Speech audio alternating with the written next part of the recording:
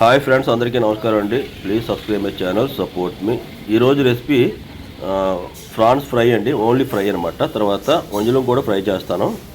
నేను ఫిష్ మార్కెట్కి వెళ్ళానండి. చేపలు చాలా చీప్ అయిపోయి, రొయ్యలు కూడా విశాఖపట్నంలో. ఈ కిలో అయితే 300 పడిందండి. పెద్ద సైజు రొయ్యలు అనమాట, చూడొచ్చు మీరు. మనం ముందుగా దీనికి ఉప్పు, తర్వాత తగినంత మసాలా కారం, మాట చెప్తున్నాడు మసాలా కారం అండి. మసాలా కారం వీడియో లింకు నా ఛానల్లో ఉంటుంది, లింక్ కూడా డిస్క్రిప్షన్లో ఇస్తాను, మీరు చూడొచ్చు. అందుకే స్టవ్ ఆన్ చేసుకుందాం. నేను రెండు ఒకే ఆయిల్లో ఫ్రై చేస్తాను అన్నమాట, సెపరేట్గా. నేను ఆయిల్ అయితే మస్టర్డ్ ఆయిల్ అంటే ఆవాల నూనె వాడుతున్నాను చేపలకి. ఒక చిన్న చిటికెడు ఉప్పు వేసిన తర్వాత, ఇది వంజులు అనమాట. ఇది ఫ్రై చాలా బాగుంటుందండి. యాక్చువల్గా నేను 2-3 పీసులే ఫ్రై చేస్తున్నాను, ఎందుకంటే రొయ్యలు ఎక్కువ ఉన్నాయి.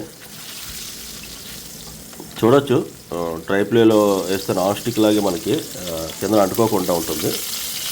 ఇంక ఇందులో నేను ఎటువంటి మసాలా కూడా అప్లై చేయలేదండి, ఎందుకంటే మన మసాలా కారంలోనే ఆల్మోస్ట్ 12 ఐటమ్స్ ఉంటాయి కాబట్టి నేను ఇంకా ఎటువంటి మసాలా కూడా వేయలేదు. చూసారు కదా, ఈ వంజలం చేపలో ఏంటంటే ఒకే ముళ్ళు ఉంటుంది సెంటర్లో. తర్వాత టేస్ట్ అయితే అదిరిపోతుంది అన్నమాట. ఇప్పుడు నేను రొయ్యల్ని ఫ్రై చేస్తానండి. ఒక పెద్ద సైజు ఆనియన్ ఒకటి, తర్వాత కరివేపాకు, పచ్చిమిర్చి, 1 స్పూను అల్లం వెల్లుల్లి పేస్ట్ అనమాట. బాగా ఆనియన్స్ బ్రౌన్ సైడ్ వచ్చిన తర్వాత మనం దీన్ని బాగా ఫ్రై చేసుకొని, మనం కలిపి పెట్టుకున్నాం కదండి ఆల్రెడీ రొయ్యలు, ఆ రొయ్యల్ని ఇందులోకి వేద్దాం.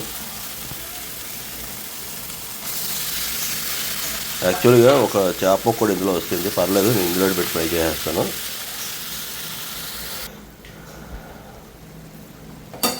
ఇది రసం పెట్టుకొని ఈ కర్రీ ఫ్రై చేస్తే చాలా బాగుంటుంది. మీరు కావాలంటే కాజు కూడా వేసుకోవచ్చు, నేనైతే కాజు వేయట్లేదు.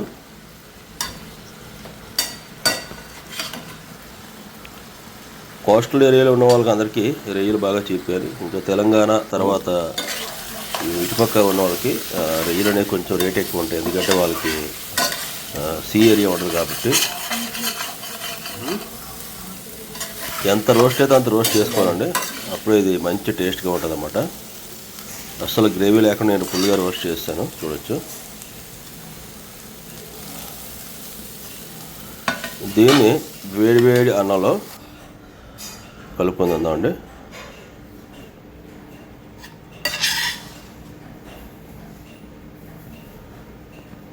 యాక్చువల్లీ ఈ కొంచెం గ్రేవీతో మనం మొత్తం అన్నం తినేయచ్చు అనమాట, అంత టేస్ట్గా ఉంటాయి. రొయ్యలు తాజావి అయితే చాలా టేస్ట్ ఉంటుందండి రొయ్యల గ్రేవీ.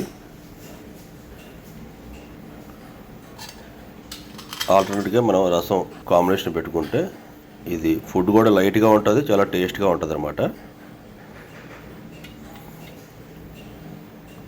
ఈరోజు నైట్ డిన్నర్ అయితే రెడీ అండి. చూడొచ్చు రొయ్య ఎంత పర్ఫెక్ట్గా కుక్ అయిందో.